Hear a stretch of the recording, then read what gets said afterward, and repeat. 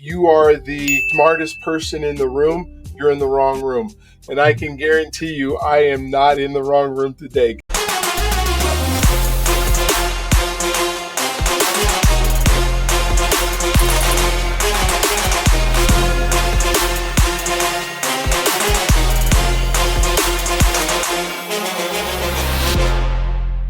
Okay, welcome to another edition of the Journey to Freedom podcast. I am Dr. B, your host.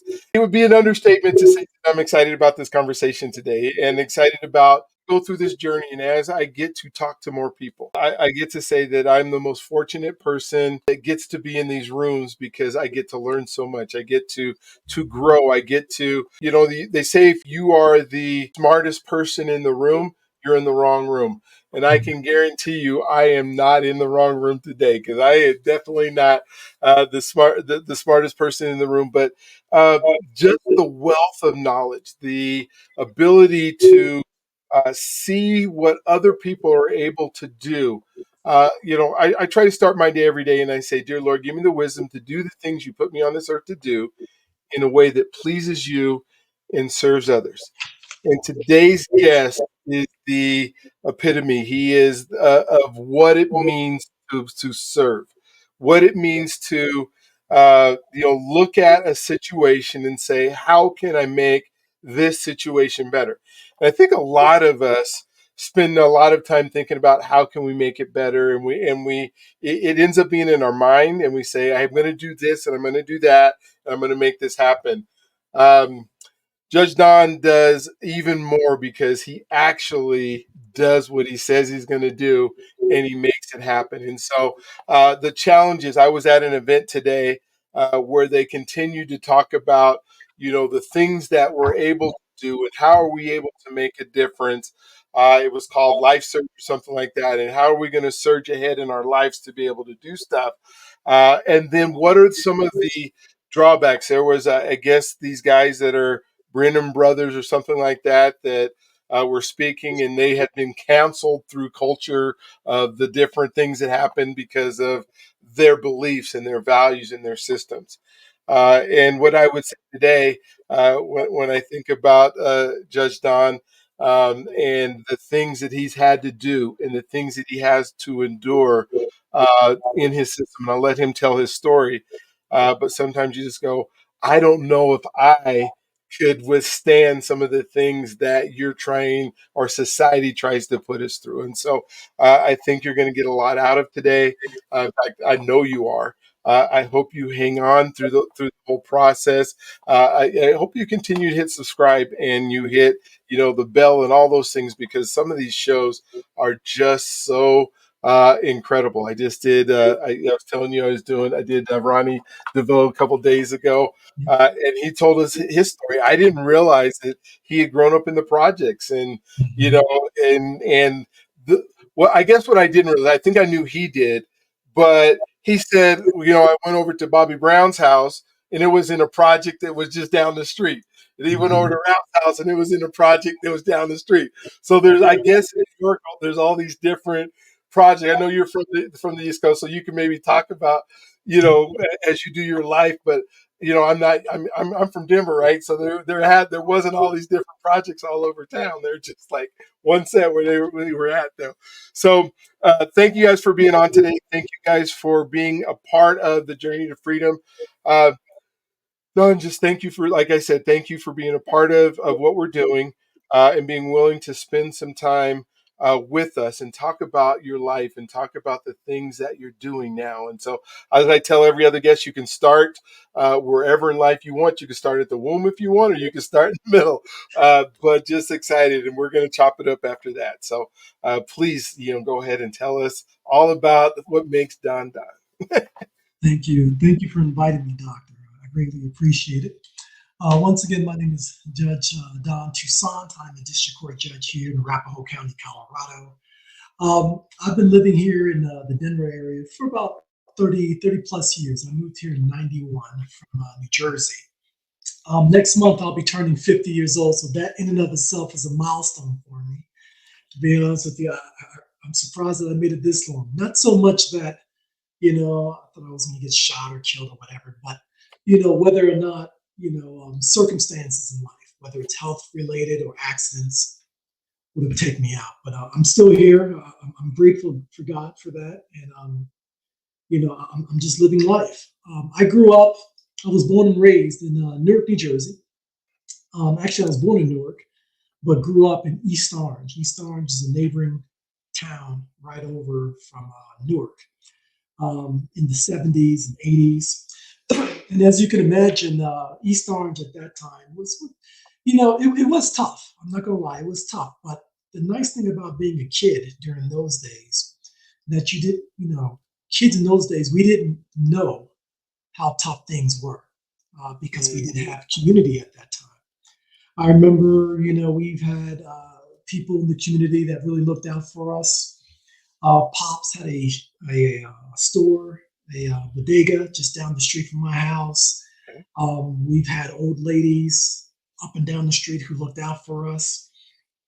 Dr. B, you probably remember the old saying, latchkey kids.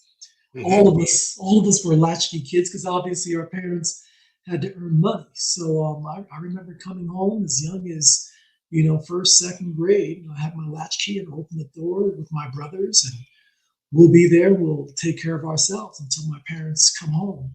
Around 5, 6, 7 o'clock at night.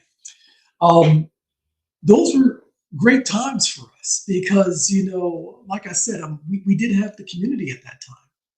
And if there were ever times when we didn't have things to eat, we can always go next door Mhm. to Aunt Estelle's house or Brother Jerome down the street, and they'll be willing to give us whatever they have to make sure that we were taken care of until our parents came home. Unfortunately, times have changed, and regretfully, I don't see much of that going on now. But at least back in the 70s and 80s, we had a lot of that going on. East Orange was an interesting place. Just to give you an idea of what East Orange, what it is, basically, it's a working class town. Years ago, it was very middle class. A lot of affluent folks from the Manhattan area would live in East Orange, just commute to Manhattan. It was an industrial town, somewhat. We had a couple of factories in East Orange. There were quite a few in Newark, and you had the docks in Newark as well. But like every other Midwestern or East Coast town, things change when the the factories closed down or the jobs left. I think the turning point for Newark, East Orange, throughout the Essex County area was the riots in 1967, the Newark riots. I wasn't born yet. I was born in 1974. But I know when the riots happened, many of the economic engines in my community, in East Orange and Newark and Orange, they left, with the white flight. And when they left, obviously, the tax base shrunk and neighborhood services reduced and schools uh, became poor and things just got bad, unfortunately. I remember vividly the crack cocaine era. I remember exactly where I was when crack cocaine hit my neighborhood. It was 1985. It was October. I know that because it was around my birthday, and I remember just watching out in my window and seeing my childhood friend mother walking down the street. It was probably around 10 o'clock at night, and she started doing things that I'd never seen her do before. Hmm. And she started acting strange. And it wasn't too long when we saw crack vials on the streets and drug dealers giving out samples and eventually people getting hooked on this particular drug. That was 1985. Fast forward to 1989, I'm graduating from middle school. I attended a parochial school in East Orange, which was called Our Lady of All Souls. I graduated from there during the late 80s. That was an interesting time because, as you know, I'm the same age as those five brothers in New York that caught up in the Central Central Park. Park. Yeah, I Gotcha. mean, literally the same age. And I Wow. remember going to New York myself, going to Central Park with my friends and walking. When we weren't in New York, we would go to Wassesing Park, which is in East Orange and Bloomfield, as well as Branchbrook Park. And that's when I really had my first instance with the criminal justice system or police. During that time, I remember the police officers harassing us as we're walking through the park. Wassesing Park in East Orange, in particular, like I said, it borders East Orange and Bloomfield. At that time, Bloomfield was a predominantly white town. And I Okay. remember in '89 just walking with three of my buddies. We were just walking through the park, and a police officer pulled us over and just started questioning us and literally told us to take our asses back on the other side, which No. I found interesting because it wasn't too long ago, actually before the Central Park incident, which those five brothers were falsely accused and convicted. In a place called Glen Ridge, New Jersey, it was a bunch of white individuals, white high schoolers, who sexually assaulted, who raped a girl who was mentally disabled. Okay. And to watch the narrative of those white boys compared to those five black boys in New York really opened my eyes as to how the world works and how the world Mm. sees me. Yeah. Those white boys in Glen Ridge, I remember, the narrative was, these are good boys with good families, they're football players, their futures is going to be bright, et cetera, et cetera. Did the girl do something to provoke these boys to do whatever they did? But then a couple of weeks or a couple of months afterwards, when you see those black boys in New York with the Central Park, they came up with the term wilding, if you remember that term. Yeah, I do. Donald Trump putting out a full page ad asking for the Execution. death. Yeah. Wow. Yeah. So, I mean, it's things like that. That was my first realization that the world sees me differently. Mm. Growing up in East Orange, which was 95, maybe 96% black, I didn't have much interactions with white folks unless they were my school teacher or, the superintendent or, police officer. I didn't have much interactions with them. So I didn't really see the effects of racism, but I did see it in '89. Progressing, in the '90s, you had the Rodney King incident. Hmm. By then, my dad and me and my dad and my family, we all moved down to Virginia because he couldn't find a job in Jersey, so we moved to Virginia in a farm town called Warrenton, Virginia, which is Fauquier County, Virginia. And that was my first time in the South, which was quite interesting. That was the first time where someone called me the N word.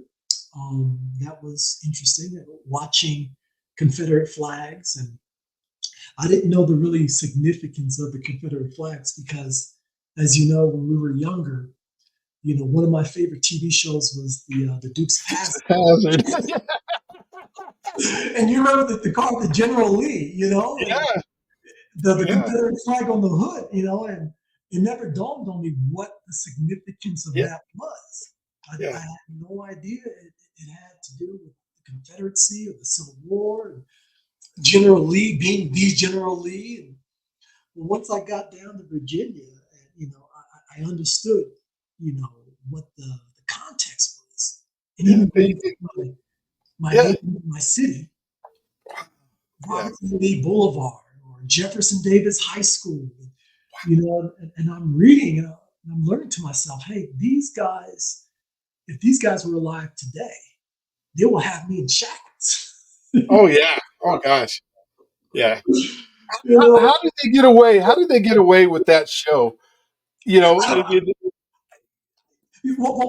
back then, a lot of shows were like that. Archie Bunker. When you look at the Archie Bunker, if you look at it now through the prism of Yeah. today, you'd be amazed of the things that were going on back in those days. Yeah. Well, I mean, you think of like the Sanford and Sons that we watched and the Good Times that we watched that were, all about the projects and Yep, Jeffersons were like, oh, we're stepping up, and that yep, was, yep. how could that possibly happen? But how we portrayed race back in the '70s, Yeah, Just you go back and go, because I didn't know either. I watched it and thought these were great shows, and we turn the TV on and watch them, and then you go to college and you go, wait a minute, yeah, what? exactly. What's going on here? What's going on here? You know, Yeah, I think what really changed the game for us, and I feel sad for the generation now that they didn't have that we had.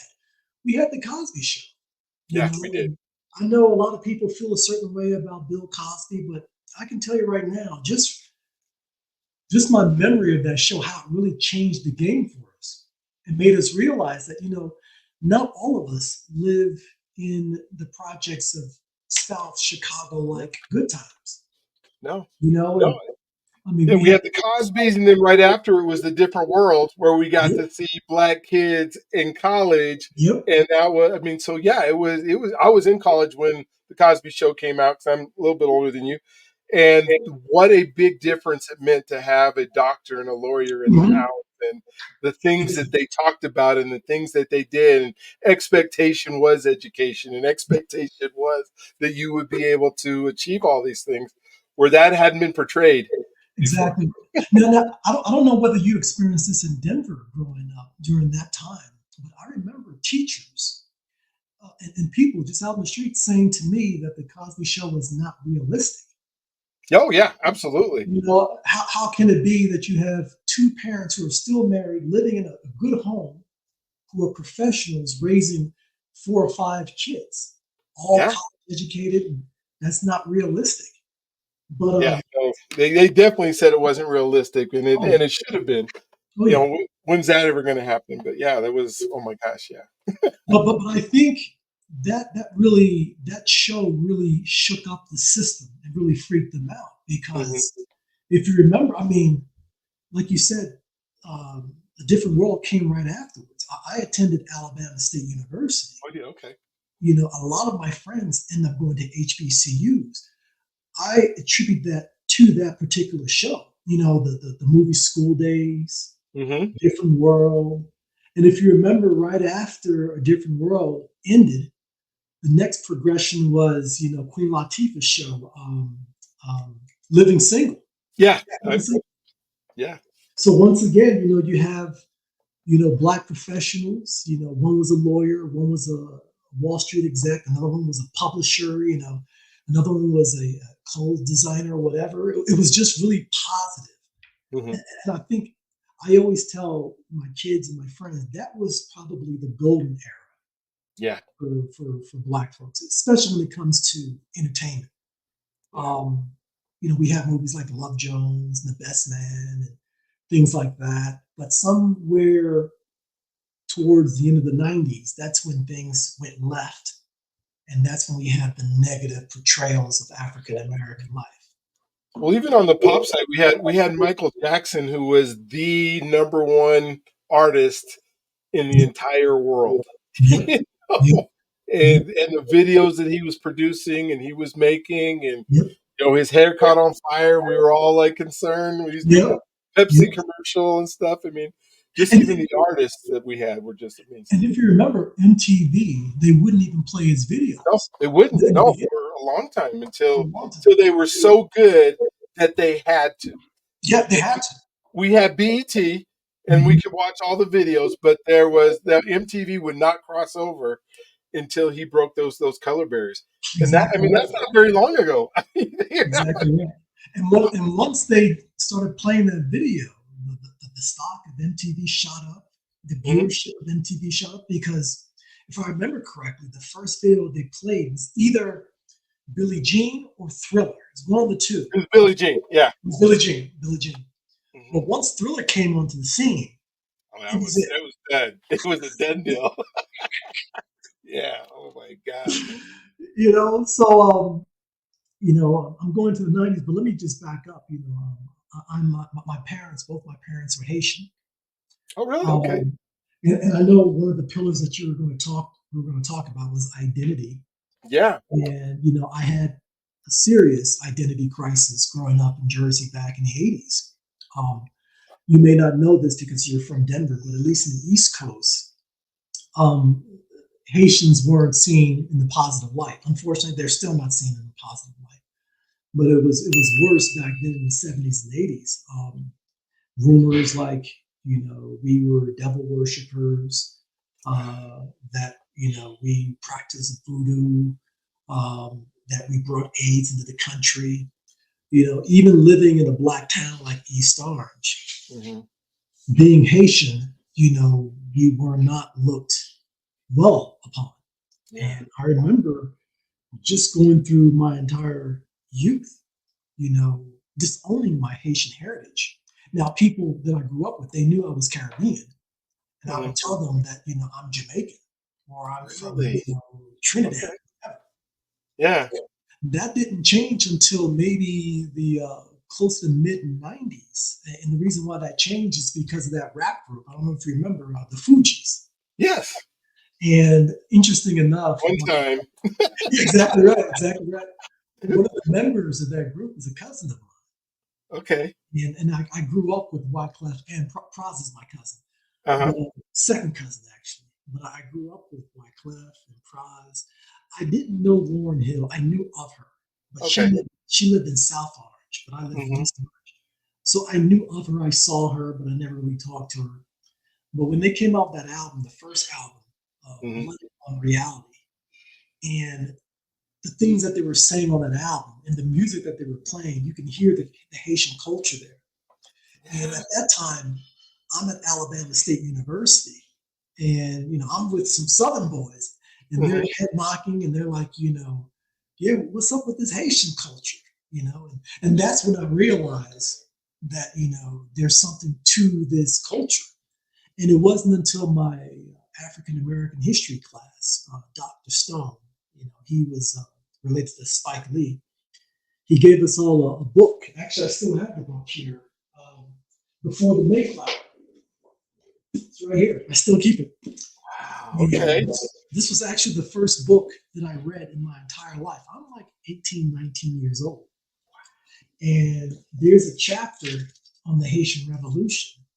And that's Really? when I learned about, Your Toussaint culture. Louverture and Jean-Jacques Dessalines and Henry Christophe. And learned that Haiti was the only country, still is the only country to free itself from slavery by force.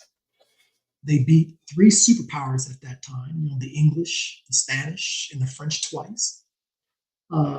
Haitians helped George Washington and the colonial army defeat the British. Haitians went to Venezuela and helped Simon Bolivar win itself from Spain. So it's a great history. And when I learned about that, that just brought a lot of pride in my culture. And that's when I really started telling people, yeah, I'm Haitian. This is 1994, 1995. I'm I'm thinking I'm maybe 20 years old by that time. You know, Wow. but nothing. Did your parents speak French? They spoke. My dad spoke fluent French and Haitian Creole. Okay. My mom was able to read French, but she didn't speak it fluently. But she spoke Haitian Creole as well. So much deep culture that you were trying to say because of and Yeah, you think about today, like you said, now we have all this nonsense going on in Springfield, and yeah, all the things that have happened in Haiti, and there's just so much richness that yeah, comes from there, and yeah, and the things that we've had to do to be able to avoid our identities is just so exactly, huge. Oh my exactly. gosh.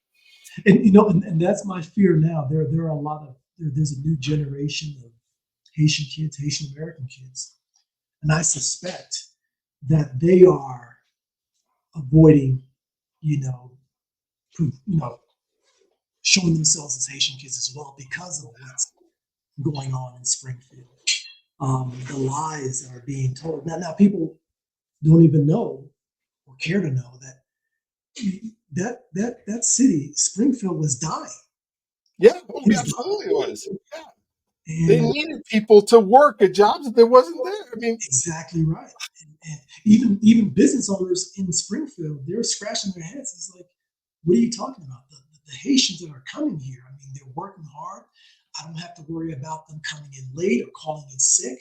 They're working not, around the clock. They're buying homes. They're raising the property value. They're revitalizing the community. But it goes to the fear and the hate mongering that goes on in our society. We do not eat dogs and cats. I can tell you that right now. That's not in our diet. Oh man, no, yeah. Yeah, but Oh, I taught my kids. I have two. My daughter is 22. My son is 17. And I made sure when they were even little bitty kids that you're Haitian and to be proud of your heritage. And even today, I mean, they'll pull up the Haitian flags or whatever. They'll tell their friends that they're Haitian, et cetera, et cetera. So that makes me, that yeah, warms my heart when I see there's some that. pride there. Yeah.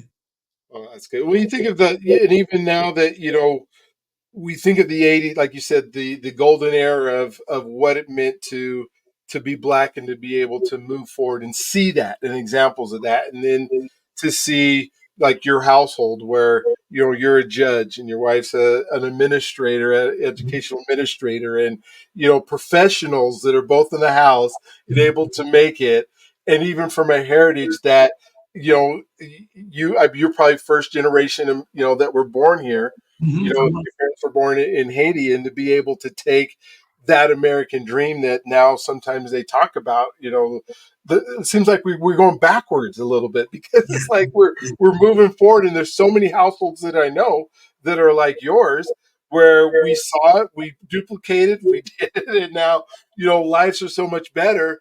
But then we try to go back to the, Mhm. yeah, it's just you wonder how do we perpetuate those identities, and I think our kids are going to be okay, Yeah. as we continue to talk about it.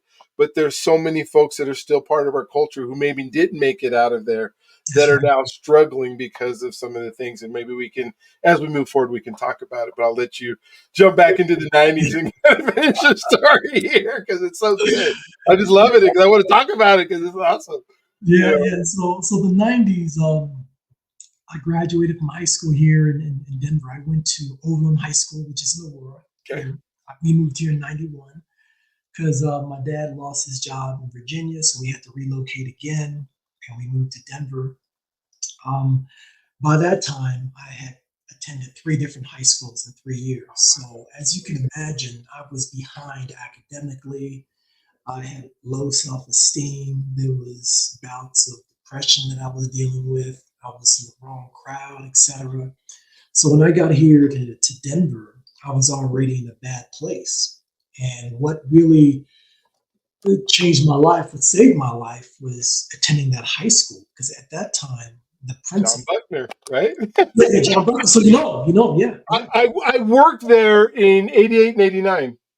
I Overland was or I at was home? I was a security guard with Cortez in '88. I don't know if he was probably still there, but I was security, and John Buckner told me that I'd already had my degree, and I was trying to be an educator in Colorado, but I Got have it. dyslexia, so I couldn't pass the spelling test because in Oh, Colorado you had to be able to pass the spelling test in order to be a teacher.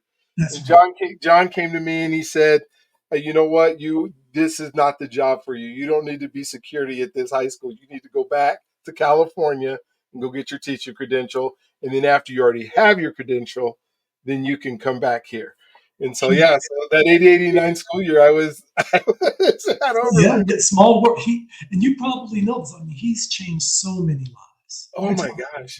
Well, thousands, even his thousands. wife now. I mean, I get to Mhm, see her often. So I know for mhm. those of you who are listening and you're not from Denver, Colorado, and we had an amazing black principal that became a state House representative, and I think he was a senator too. Oh no, Uh, no, or house just rep, a House rep. He house was rep. a House rep that changed many, many lives, especially because just the culture, and in a school district that had been predominantly white, Yeah, and then Overland High School was kind of where the folks of color were feeding into, and exactly. to be able to see him as an example, he gave me an opportunity. I'm sure just you being able to observe him and watch him, and Mhm. at those times. So yeah, we probably crossed paths at some Yeah, point. I'm not sure. possibly, possibly. For whatever reason, he took a liking to me. Which was interesting because I was a big knucklehead back then. Hmm. Um, I was perpetrating being a gang member. From growing up in Jersey, we never had Bloods and Crips. I had no idea what that was. Yeah. Blue is my favorite color, so I was walking around with a bandana in my head, and you know, if you remember, he used to grab people by the Hmm. arm and Hmm. pinch and literally put you down on your knees. But nowadays that would be seen as child abuse. Back then, that was a show of That, love. yeah, that was love. That was 100% love. Because the thing is, and I remember, a friend of mine who was acting up, walking through the halls, and Mr. Buckman did not do that. And my friend was like, what's the problem? you Yeah, know, why you not love me? Why you love him and not me? yeah, yeah, yeah. But the thing that and I think about him every day, and I really credit him for changing my life because back at that time, my dad was in a bad place. He had just divorced my mom. The house that we had in Jersey went into foreclosure. He was having a tough time at this new job, which would have been his third job in 3 years. Hmm. So he and I were pretty distant. But and like I said, I was acting up in school, and I remember one particular day, I'm in the back of the school by the cafeteria in the parking lot. If you remember the parking lot, Yes, I do. and to the right there was a field where a lot of us would go and smoke and drink or whatever. And I remember going there with some guys that I gravitated towards when I first got there. It was about six of us. We're out there, we're drinking peppermint schnapps, if you remember that. Hmm. Newport cigarettes or whatever. And I remember Mr. Buckner was driving through his car, and he saw us, and he gets out of his car, and he ordered us all to go back to his office so he can talk to us. And we all went. I'm in the office, and the thing is, he never rose his voice. He never rose his voice. He always cool and calm. And he gave us a choice. And he said, basically, you guys have a choice. You guys can choose to be suspended, or there's a new program in the city of Aurora called Teen Court. You can volunteer at Teen Court, and you can pay your penance that way. Of the six of us, I was the only one who chose Teen Court, and I ended up being the first prosecutor in Teen Court. I liked it so much that I did it for 2 years. Hmm. Uh, when I graduated in '93, but just to step back, once I started doing Teen Court, that really opened up everything for me. Mr. Buckner ended up having me be a peer counselor, student council. I was a captain of the track team. So I was progressing pretty well. And when I graduated in 1993, um, the stars were out. I thought things were going well. My dad and I, like I said, we separated. Um, I ended up having to leave Denver because my dad was no longer going to be here. So I moved back to Jersey. And that's when things went down south pretty fast. My mom had just experienced two brain aneurysms. My brothers, my two older brothers, they were having their issues living in the inner city. So I ended up being homeless for a few months. Luckily, I didn't spend any time on a park bench. I was just couch surfing. Yeah, between people you knew from Exactly the right. community that you grew up in. Okay. Exactly right. And I would spend my days during the nice days, like from August up until October, I would hang out in the basketball court, playing basketball with the kids there. But when the weather got cold, I would spend my time in the library. And remember, at that time, I had never read a book at that time. I think I'm 19 by that time. Never read a book, but I would read a magazine, Ebony magazine or Jet Yeah. magazine, Sports Illustrated. So I read every magazine in that library. And I remember sitting at the table because I read all the magazines, so I had nothing else to read. So I'm just wasting time. And the librarian. It was a little old black woman, and she had her reading glasses, and she'll wear it like this, Yeah. and she saw me, and she would see me there every day, and she threw a book at me. She literally threw a book at me. It fell on the table. I'm a little startled, and I remember her saying, "If you're going to waste your damn time, why don't you just read this book?" Hmm. And so I looked at the book. It was a Princeton review book. If you remember, the kids today, they don't know what a Princeton review book back Yeah. then. Yeah. It was like a catalog of all the colleges in the United States. And I had this idea. I said to myself, okay, I can't keep living like this. Hmm. I can't be a drug dealer because I'm not built that way. I'm not a gang member. I can't go out there fighting people. At that time, I'm like 140 pounds. So I Gotcha. wasn't a fighter. So obviously, I said to myself, I need to find a place where I can lay my head, get 3 meals a day, and learn something. So Hmm. that's when I was like, you know what? Let me look at this college book and see, if I can find a college that I can attend. Now, I know I'm rambling, but I'll wrap this up. When I graduated from Overland, like I told you, that was my third high school. I graduated with a 1.87 GPA. Oh wow. So Yeah, college was like the everybody say, come to my school, come to my school. and my ACT scores were 17. So a lot of the schools that I knew just by word of mouth, like your Georgetown, Princeton, whatever, obviously that was not in the cards for me. So I opened up the book. I started with the A's first. And the first school that I found was Alabama State University. And at that time, it still is today. It's an open admission school. Hmm. I call it second chance schools for those kids who didn't have a stellar high school career. They'll open the doors, they'll bring you in, and get you where you need to be academically. So I ended up, I called them up. Her name was Miss Kennedy. She was the admissions counselor, and back then, as you know, we didn't have cell phones. So I used the Pay for payphone. it. Yeah. Thank God it was a 1-800 number. So I called the 1-800 number. I talked to her. I told her my circumstances. She faxed the application to the library. I filled it out. I faxed it back. She walked me through the FAFSA, so I was able to do that application. Within a couple of weeks, she calls me up, called my mom house apartment, and said that Don, you're admitted to Alabama State University. Now here's the tough part: you got to find your way down to Montgomery. Hmm. So I ended up getting a job as a wheelchair pusher at Newark Airport. I did that for about 2 or 3 months. For tips, I was able to save enough to buy 2 pairs of jeans and a bunch of shirts and a one-way ticket to Montgomery. And in 1994, January 1994, I get on the Amtrak train and one-way ticket to Montgomery, Alabama, in the deep South. You Yeah, know, no, you deep south. You're not this isn't like Virginia. no, You know, yeah.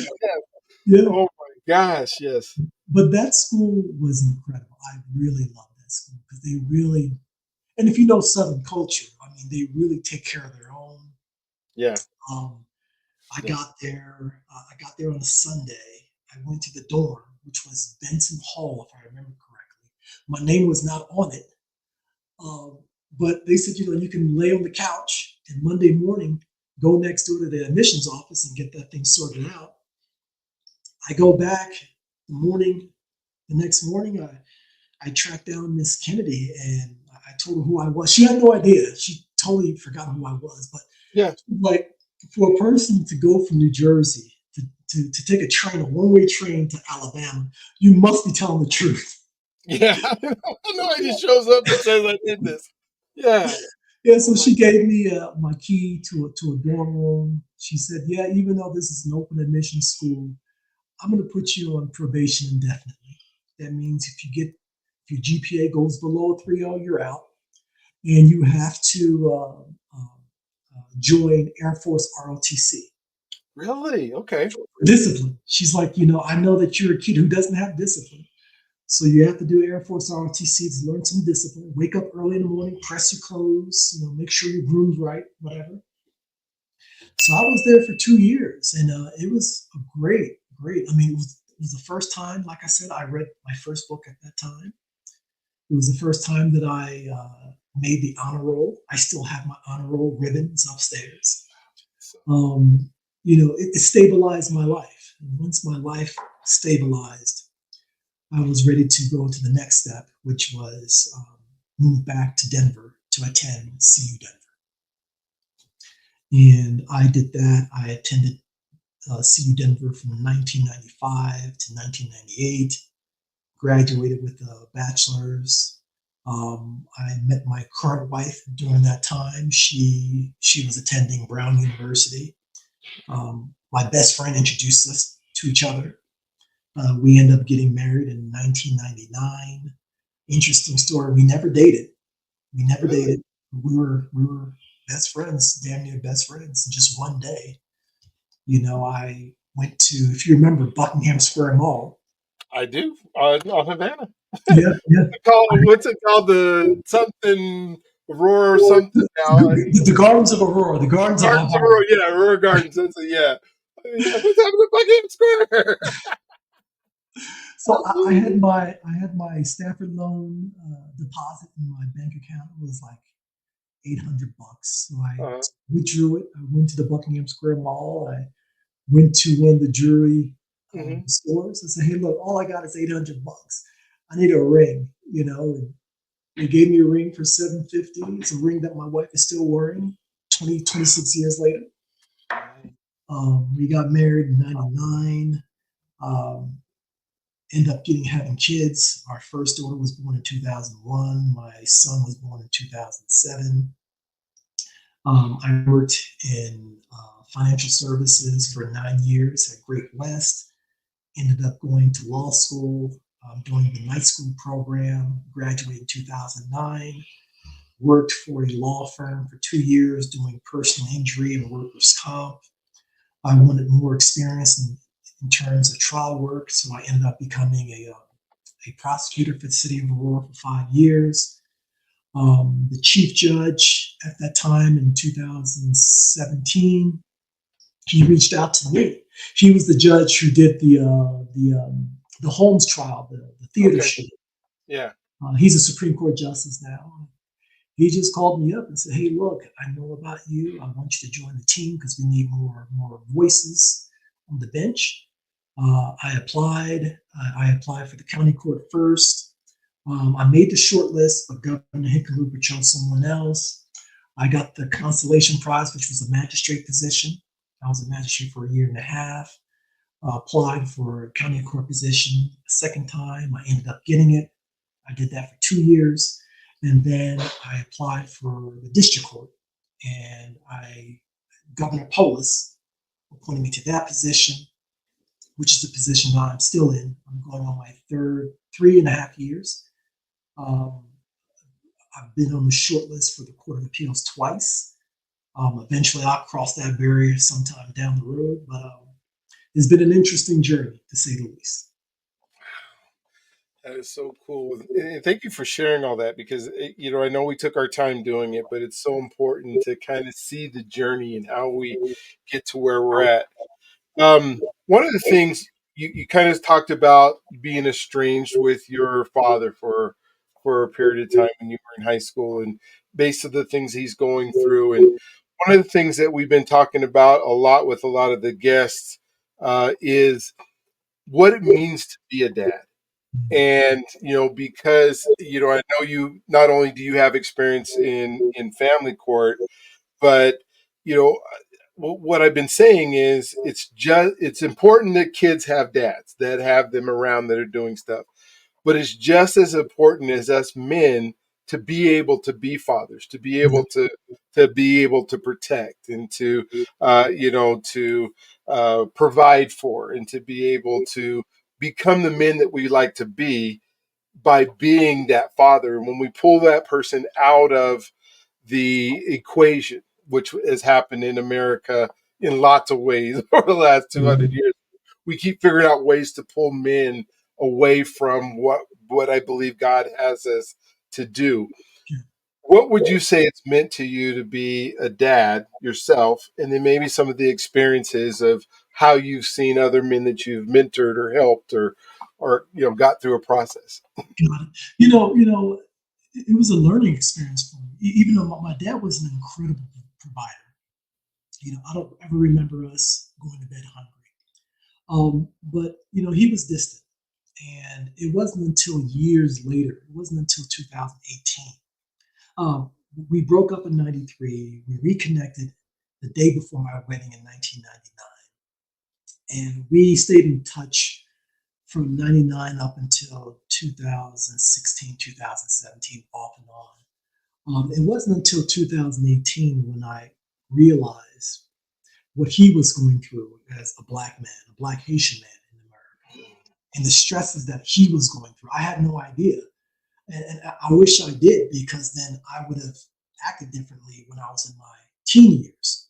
Um, he told me in 2018 that he was going through a serious bout of depression, having divorced my mom, having to lose this job, having to lose the house. And keep in mind, when he immigrated from Haiti, he managed to get his GED, his associates, his bachelor's from Rutgers University, and his master's from Seton Hall. So Really? he was very educated, and he wanted to be a doctor. But I think what threw him off was, the racism that he experienced in the United States, and in New Jersey in particular, that really closed the doors to a lot of opportunities that he wanted. Um, that combined with the regular stresses in his life really put him in a dark place. And when we had our conversation in 2018, he was able to tell me that. And that put things in perspective, because Mhm. that conversation I had with him in 2018, I'm the same age as he was in 1992, Okay. 1993. Yeah. So me being grown now with my own kids, with my own stressors or whatever, I didn't. I haven't gone through anything close to what he experienced in the '90s, early '90s. But I was able to put things in context, and how important it is for Black men to ask for help, to get therapy, to open up. He didn't do that, and unfortunately, it really strained his relationship with me, Mhm. with my three other brothers, with his relationships with his former wife, et cetera, et cetera. Um, Even though I learned a lot from him in terms of providing, like he's never missed a day of work. He never missed a day of work that I can remember growing up. I still hold those ideals today. It's very important for my kids to see me wake up at 6 in the morning and get dressed, put on my suit, and drive off to work and come back by 5, 6 o'clock or whatever. Because it's very important for them to see that. But in terms of the intangibles, how to relate to my wife, how to relate to my kids, I didn't get that from him. I got that, oddly enough, from the Cosby Show, from Mr. Buckner, Mhm. Claudie Miner. I don't know if you know Claudie Miner. He used to be a Yeah. Bronco. My best friend, that's my best friend's uncle. So I remember spending a lot of time in his house and just watch. I never asked him questions, but I just watched and observed him, how he moved around, how he showed affection to his kids and his wife, and how he was a hard worker, etc. So I was able to take bits and pieces from a lot of people, put it in one pot, mix it up, and create my own gumbo that I can use today with my own kids. And that's what I've been doing since I've had kids. My daughter's 22, my son is 17.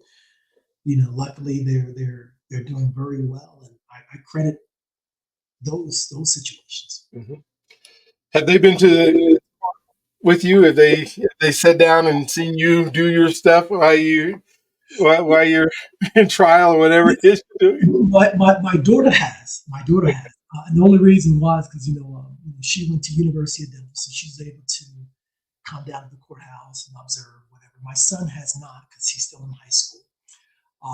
But they're able to see that. They're able to see that. And the nice thing about it, having the types of people that I have come to my home. You know, we've had mayors and Supreme Court justices. Tomorrow, I'm going to have the Attorney General come to my house to do a talk with law students or whatever. So those situations is very important for my kids to see because it's not what they're shown in our media today.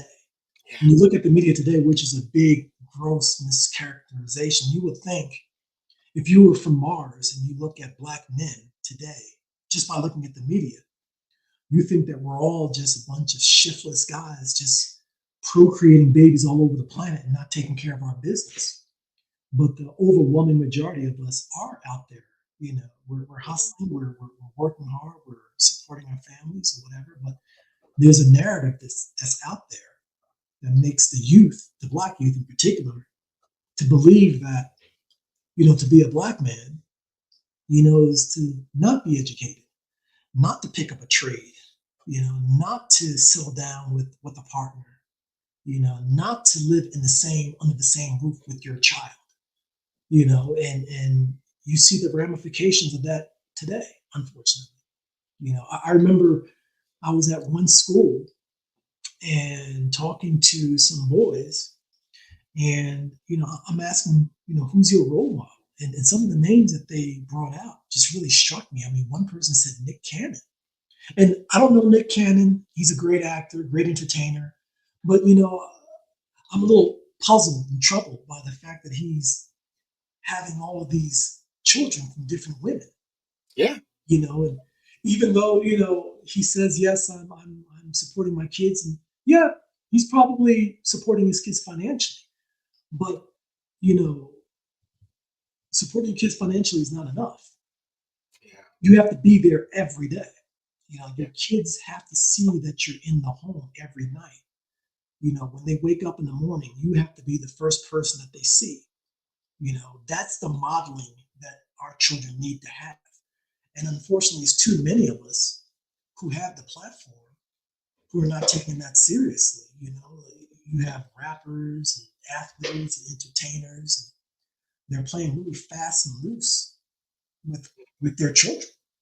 And I believe in the next few years, probably a generation, we're going to see the ramifications of that. But like I said, I have no ill will towards Nick or anybody else, but they need to be a little bit more cognizant that the decisions that they're making will Wow. affect children. Yeah, you're buying them a Maybach or whatever car or whatever. Yeah, great. But those are just material things. Yeah.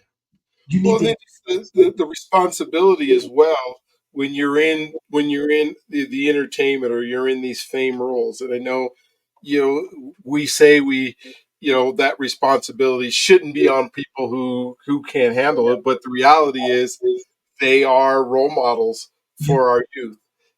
For the folks that maybe not have a father in their house or their father acts a certain way, and then they see Nick Cannon and they yeah, read the magazines or they read. I guess they don't do magazines. Whatever they're doing on their yeah. phones, Yeah, however they get all the information about what everybody's doing.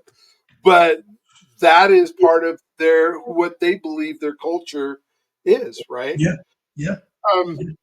I want to pivot a little bit to because I want to talk about health. I mean, that's one of our pillars. Because you mentioned something earlier about trauma, and and when I think of like when I first started these podcasts, I talked a lot about physical health and what are you Mhm. going to the gym and how are you getting up in the morning and are you exercising and what are you eating. But what I'm realizing is the mental health portion of it is almost as important, if not more important. Yeah, What are your beliefs on folks that are struggling, that aren't going, like you talked about your dad a little bit, and you know had he been able to connect with, but we have in our culture like, no, I'm not going to go see nobody, I don't need mhm, nobody, I can do it all myself. mhm. And I know you in your courtrooms you get to see a lot of folks that probably could use. So what are your thoughts on mental health and how do we access it and that kind of It's big, and that's something we're talking about it a lot more in our Black community now. But thing? Hmm. not too long ago, maybe 5, 6 years ago, we hardly talked about it. Unfortunately, um, 2 years ago, I served as a juvenile judge in dependency and neglect here in Arapahoe County. And for those who don't know what dependency and neglect is, that's the foster care system where parents are struggling and CPS comes into the home and remove the children, et cetera, et cetera. And I was stunned by the number of parents, Black women and Black men, who are suffering from mental health issues, whether it's substance abuse, whether it's bipolar, et cetera, or whether it's trauma. And people think trauma is about when you were shot or you saw something violent and you became traumatized. No, I mean trauma can be anything. It could be one day a CPS worker coming into your home and ripping you from your family and putting you into a foster family that's disconnected from your community. That's a very traumatic experience. And what I realized and what I noticed when I served as a juvenile judge in that capacity was so many of these parents with those issues, so many of the Black families, Black parents with those issues. A lot of them who are parents in the child welfare system were themselves children in the child welfare system 10, 15, 20 years ago. And the trauma that they experienced when they were a kid was never resolved. So by the time they become adult in their 30s and 40s, and some of the bad habits that they learned when they were a kid and that they're still doing to this day, and to have the child protection services coming in and removing that child from that family, it just perpetuates the cycle of pathology in our community. I believe that if more of us who are struggling, who know that they have mental health issues, if they reached out to a therapist and say, hey, look, there's something wrong with me, and just be vulnerable. Mhm. It's for those who are listening, therapy is confidential. Well, at least it's supposed to be. That doctor, that therapist, by law, cannot disclose any conversations between the two of you per HIPAA laws. So you're in a safe space. So if you do your research and find a good therapist, a really good therapist who know what they're doing, who understands our culture, who can relate, you can open up yourself and have that person be a sounding board, and explain, and ask, why am I doing what I'm doing? Why am I drinking all day long? Why am I abusing my wife? Why am I being neglectful? And that therapist is able to peel that onion, and go to the root issue and say, you know what? I think what happened to you back in 1992 is contributing to your problems today. So we have to fix that. We have to address those issues. I think that's the only way for our community, one of the ways for our community to really cross that boundary and get to the next step is for us just to be vulnerable, to be honest, and to ask for help. That's so good. That's so good. When I think about your profession and I think about our culture, do you find that some people that you interact with are not happy with you because you're a judge, or not happy because Oh, you're yeah. in Oh, the yeah. law enforcement side of it? Oh, yeah.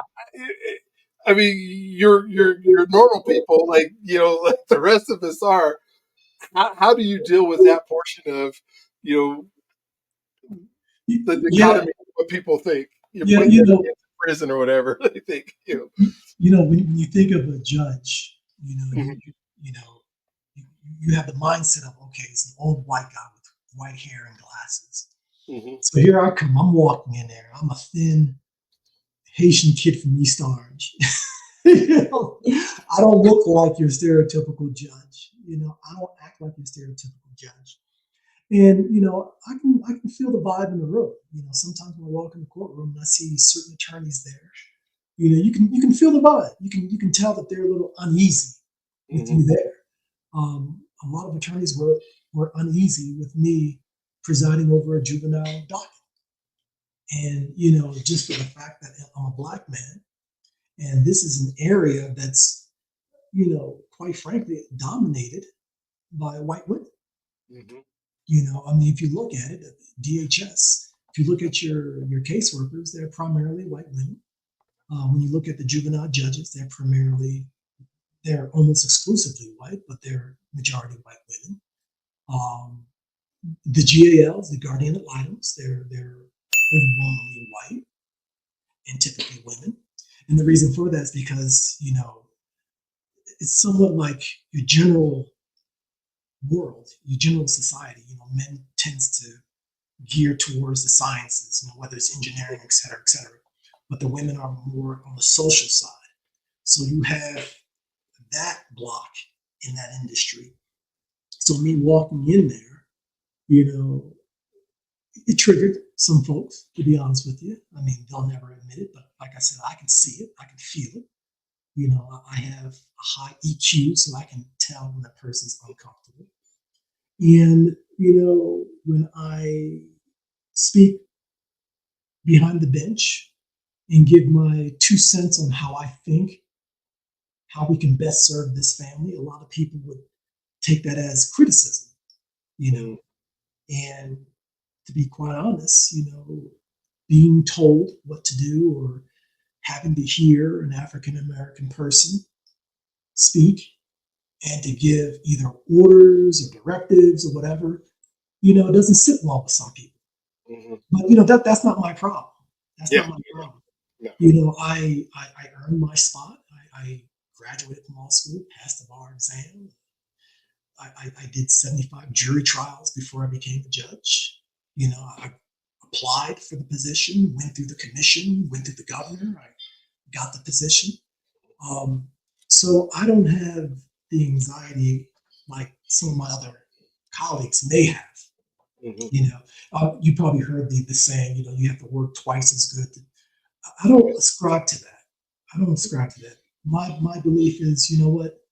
Focus on being the best and be done with it. Because if you use somebody as a benchmark, like I have to be twice as good as that person, you're never going to achieve it. Hmm. Okay. So my attitude is, what? Forget about everybody else. I bet, Kobe Bryant never said to himself, I have to be better than Michael Jordan. Yeah.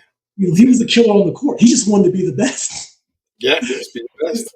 Yeah, whether he achieved it or not, some folks may debate that, whatever. I think he did, but some folks may say he did not. But that was his goal, and that's my goal on the bench today. I'm not going to worry about the detractors. They're going to say their criticisms. Judge Toussaint doesn't know the law. Judge Toussaint doesn't work hard. Judge Toussaint X, Y, and Z. That's not my problem. I'll be on the ballot. Let the people decide. They get a chance to vote. And if the people of Arapahoe County feels that I'm doing a good job, they'll vote and they'll keep me in on the position. If they feel that I'm not qualified or whatever, they'll vote me out. That's democracy. That's so cool. I have I'm so much enjoying this conversation, but I also want to be respectful. So I have one question, then I'll let you kind of talk about whatever you want. But when I think about relationships, and you brought up that you were best friends with your wife, and you were, that you went and got the ring, and when I think about marriages, and I think about the role of being a husband, that, we talked about being a dad, but now being a husband and being a role model in that respect, especially in our culture where husbands and dads haven't been part of it. What is it or things that you do to make sure that that relationship is an amazing relationship, that I don't think there's any that are without strife and things that go on, but what are some of the things that you do to make sure that your wife is your queen and she's that yeah, I'll let you answer. Well, to be like I said, I'm going to be vulnerable. I'm going to be honest. I could be a lot better of a husband.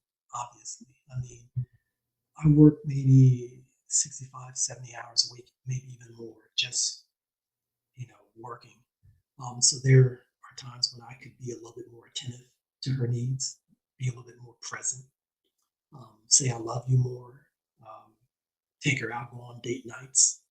Um, those are things that I have to work on. Those are things I am working on. I think when I'm what I have done for the past 26 years is that I've always maintained a level of respect for her, you know. And I think that's very, very important. I think too many of us um, disrespect our spouses, too many of our brothers. They take them for granted.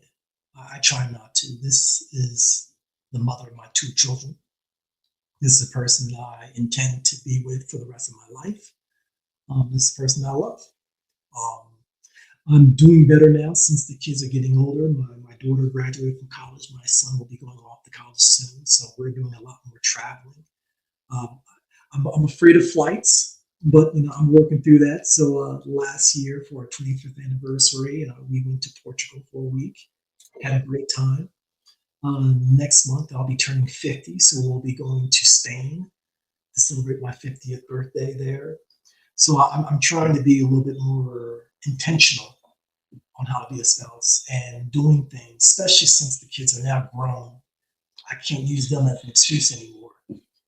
Be a little bit more attentive to my wife. And yeah. I love it.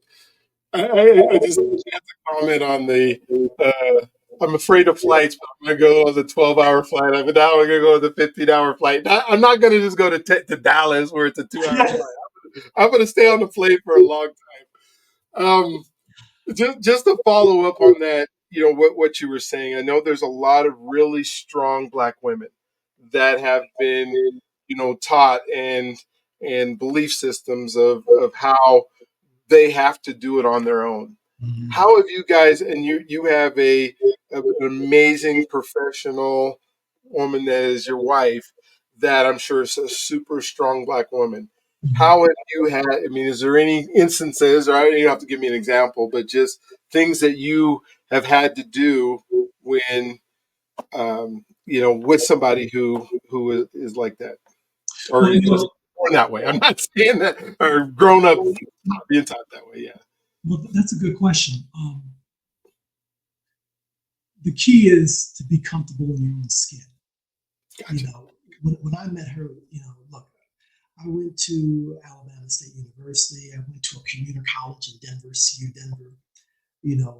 She went to the Ivy Leagues, Brown University. Hmm. She had a master's degree. I had to be in, I had to be in the place where I was comfortable in my own skin, not to be intimidated by her success. Um, Too many of us, Black men, we struggle with that. We can't have our women make more money than us. We can't have our women have more education than us. The thing is, with marriage, it's a partnership, 50-50. And we both rise. I mean, I love to see her shine. The Mm. more she shines, the more I shine. For years, she earned more money than I did. For years, to the point where we had our second child, to save money from paying for childcare, I quit my job to be a stay-at-home dad for my son, and I was a Love it. stay-at-home dad for 2 years. Because she was making more, so it made sense for her to continue earning the money while I stay home to take care of the kids. And then, things turned around when the kids, were in school full time. I was able to go back into the job market, getting my law degree, and the rest is history.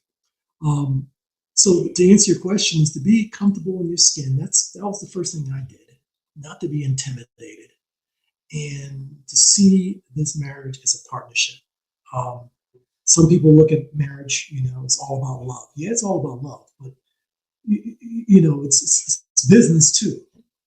You earn more being married, because you have two incomes.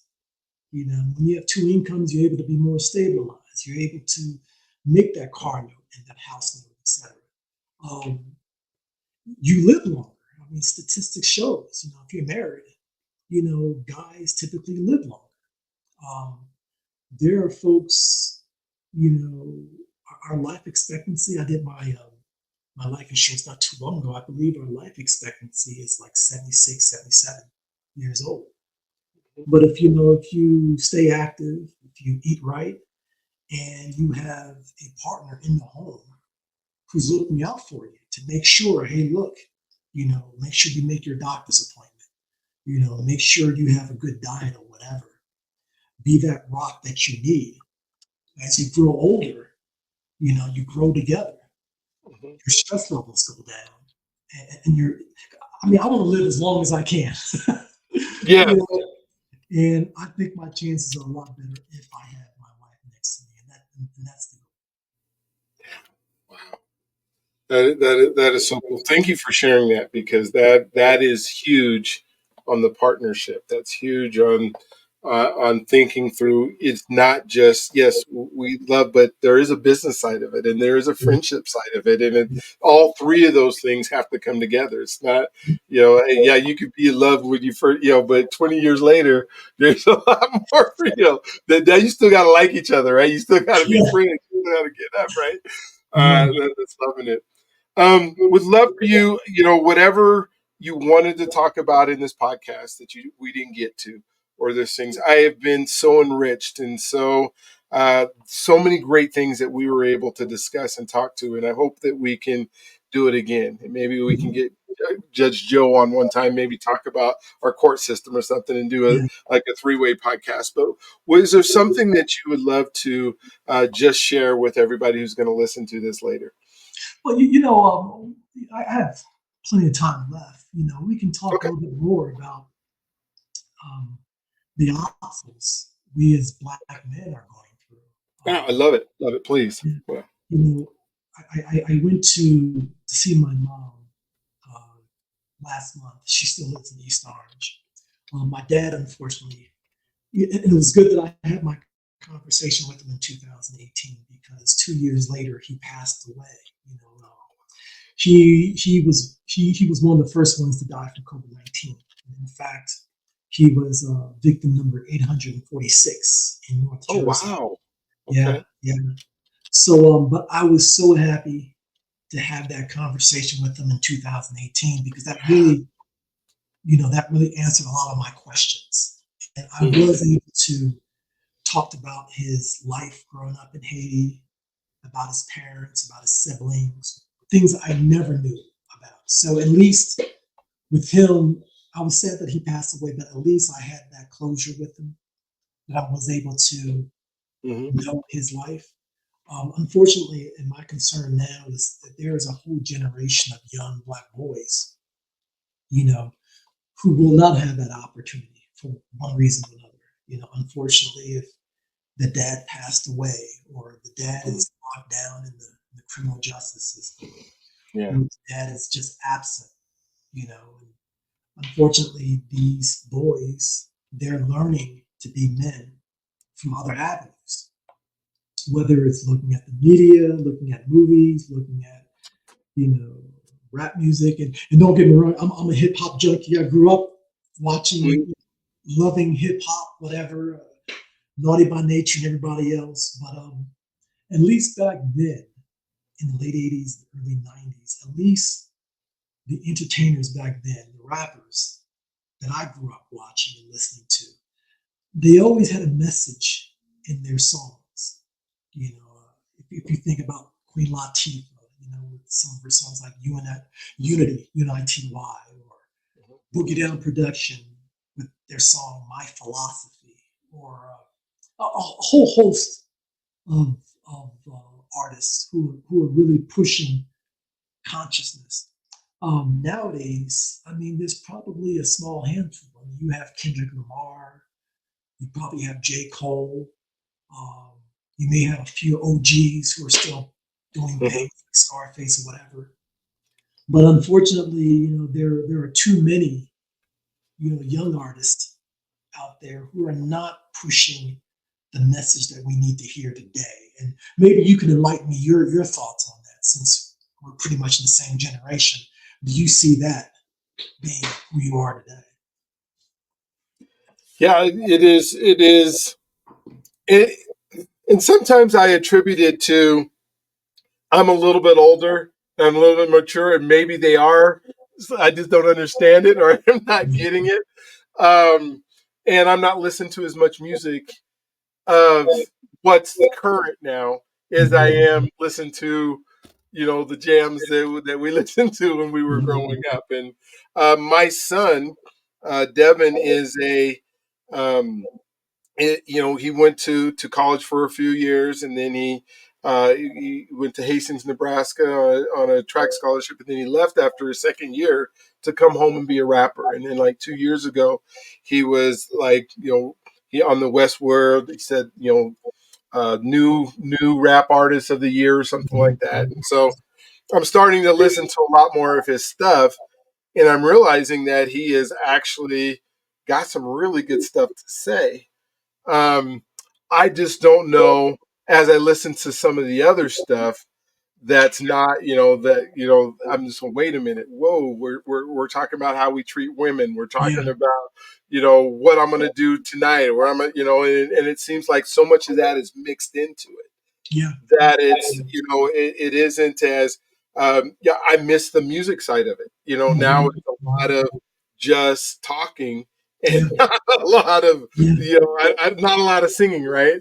um exactly. but that's mine. So, there are probably some really good lyrics that are happening right now, but I'm seeing a lot more of, um the whether, I think there was a period of time where all of the big gold chains and we see all the Ferraris, and we see all the material life side, That's right. when I watch videos and stuff. And so that, and then I hear some of the things that they're saying and how they talk about women and how they Yeah, talk about, their lives. And I go, wait a minute, no, no, no, please stop. yeah, And like I said, I'm sure that's not all of them, but I agree with you that, from what I'm hearing, plus I have a different perspective now because I'm a little bit older. mhm, I've gone through a little bit more of life, and I've seen what hurts people. yeah, And I think that's what we're missing, because they don't know what hurts yet. yeah, They don't know how powerful words are. I think we're starting to mhm, see it right now in this political climate, how hateful and how bad words can cut to the bone. And that's right. I don't know if our youth is paying attention as much as I am, but there is some hateful rhetoric going out there that cuts to the bone and is Yeah, not necessary and is not kind. I say we need to be kind. How is it yeah, we can't be kind, to each other? Why are we so polarized and split? mhm, Even our thoughts, and not even willing to listen. And I think a lot of it is our media, right? Because I don't think the because of the algorithms and because of yeah, how much information is out there, I think we are separated from relationship because we only hear one side of things. and unfortunately, it bleeds over. I mean, when you hear these male rappers or entertainers, singers, whatever, when they make songs that are really derogatory to our sisters, a lot of our sisters feed into that. I mean, I even look at some of the female artists today, and I just shake my head and I'm saying to myself, you have so much talent. Like Megan Thee Stallion, she has a lot of talent when it comes to lyrics and rapping and whatever. But her and Cardi B and Oh yeah, yeah. it's a whole host of them. And I'm saying to myself, you don't have to do that. You know, growing up, MC Light, who I think is probably one of the greatest lyricists, male or female, Mhm. she never had to strip. Let your talent take you there. And watching, I was watching a show with Megan Thee Stallion, and I'm like, and I'm listening to her rap, and I'm like, God, this woman has skills. She has skills, but it feels like almost that in order for me to succeed, I have to be this way. I have to over sexualize or whatever. And granted, you may not get the clicks on YouTube or whatever they use nowadays, the kids or whatever, or the A&R rap or the music exec, whatever. They may not push you, whatever. But your talent will take you there. Regardless of what these individuals, these power that be, your talent will take you there. You remember back in the 80s when hip hop first came out, all of these record execs, they didn't want anything to do with us. So Mhm. the rappers back then, they'll go to their little makeshift studio in their basement, they'll do a tape, they'll put a bunch of tapes in their trunk of their car, and they'll just drive around the neighborhood. Yeah. Yeah, I do remember. Yes. I mean, that's how naughty by nature. I mean, they grew up in the same town as me, literally up the street. I remember watching them when they were called New Style, and that's how they used to go around. They went around to the house parties, to the schools or whatever. They popped the trunk. Hey, look, check out these tapes, whatever. You listen to it, enough people, word of mouth comes out. Then you have DJ Red Alert in New York. They'll pump it in the radio stations, and the rest is history. But there were rules to the game. Back then it was all about the lyrics. And granted, you had some artists that I still love, like Black Moon and Mobb Deep. Some people will categorize them as gangster rap or whatever. But they had some songs that really had you thinking. Mm-hmm. And the way they string the words together, you had to be educated to be a rapper back then. Oh yeah, absolutely. I remember Kool Moe Dee was the first rapper that I knew that went to college. Cool. Parrish Smith from EPMD, he's college educated. KRS One is self-educated. All he did was read. I don't know if you remember the rapper K Solo. He had that song called Spellbound. Mm-hmm. His entire rap was spelling. That's what got me into spelling. If K Solo can do it, I can do it. But unfortunately, the music that we're hearing today, they're not doing that for the youth. And unfortunately, when you look at the youth today and they put these guys in these pedestals, they're not really feeding their souls, so to speak. They're, you know, I know I'm going to sound like an old fart, but they're serving them junk food. They're serving them junk food. Rap music is not all about. It's not all about the hooks. No.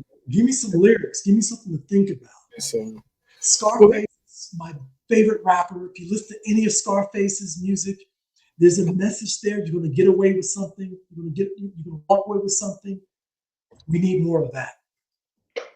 Yeah, and like you said, we put people on a pedestal, and even now, just comparing, some of our old artists that are more famous, like like a Jay-Z or a Snoop Dogg, who have now switched over into business, into being these mega folks, and then you think of like a Keith Sweat. Now we have all the issues with P Diddy, right? That we're just going, oh my gosh, Yeah. Yeah.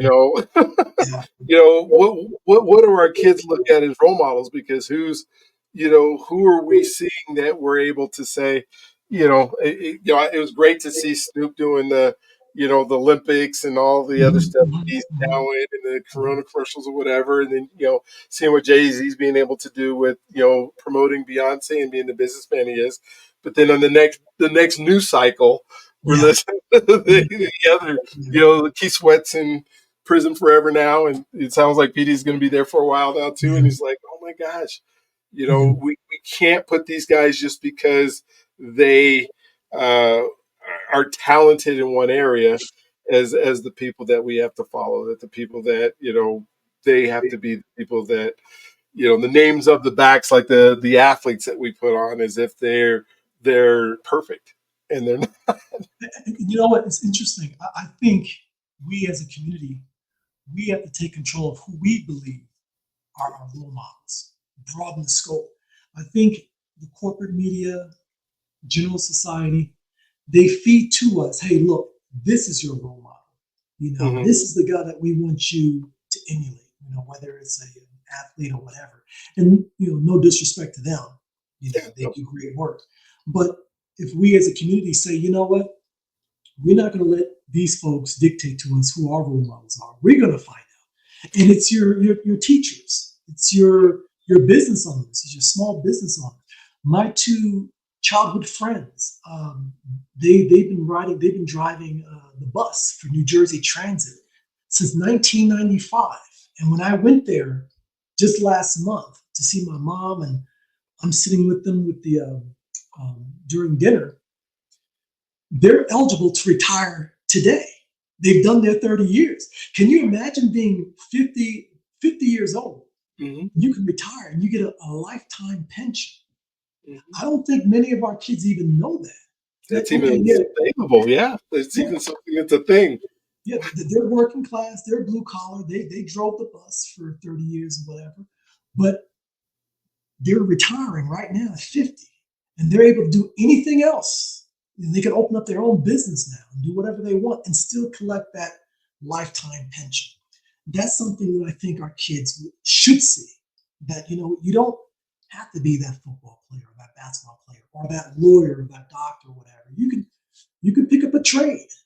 You can open up your own HVAC, Yeah, business. absolutely. You can open up your own waste management and contract with several HOAs to pick up trash and build your career that way. And then hire other folks to do the work for you. You can just collect the residuals. I mean, those are the ones that I think that we should look to as role models, because they're the ones who are getting up at 4 or 5 o'clock in the morning and they're grinding it out for 8, 9 hours, and they're coming home to their families and they're making sure that there's food on the table and there's clothes in their backs and making sure their kids get the education. And then, raising up a new generation of folks. Those are the heroes that I think that we need. Yeah. Absolutely. And then you really break it down and you go, okay, the true heroes that we as children want to be our heroes are our dads and our grandpas and our uncles and the people that we spend all that time in family, and how important it is that if we do a good job as a dad, Yeah. the best that we can do based on where we came from, but we're there. I mean, I think just being there is so much.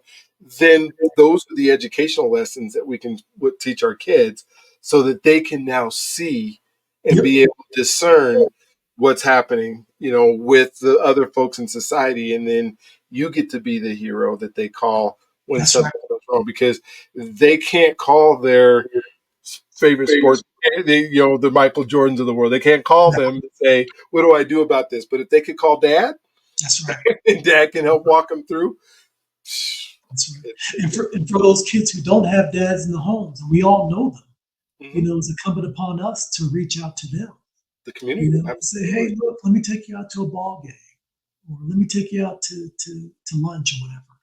Yeah, Or, are you having a tough time with your math? Let me help you out with your math or whatever. To be present to be means present. everything.